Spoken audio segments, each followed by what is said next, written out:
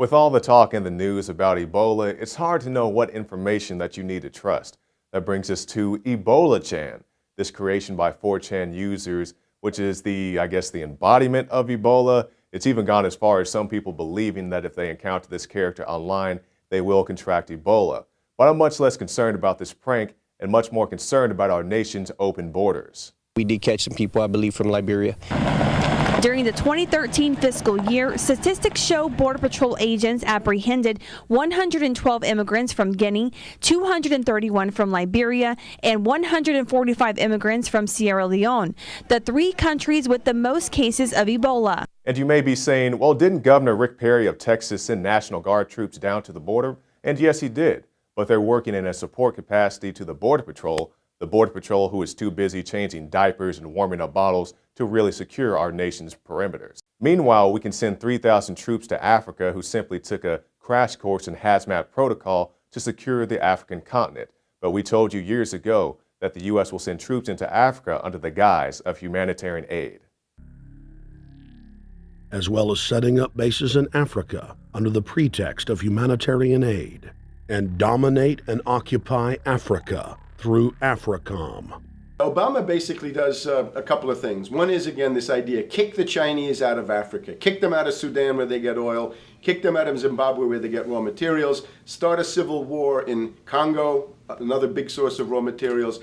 Al-Qaeda, an arm of the U.S. intelligence community, is now active in Algeria, Tunisia, Morocco. You've got a destabilization going on in Kenya around Odinga. That's Obama's cousin. So that's what you need to know about Ebola, but you can keep yourself informed by going to Infowars.com and reading our natural ways to help fight this epidemic. Ebola is not spread through the air like the flu. You cannot get it from casual contact like sitting next to someone on a bus. You cannot get it from another person until they show the symptoms of the disease. That's why healthcare workers wear protection like gloves and masks.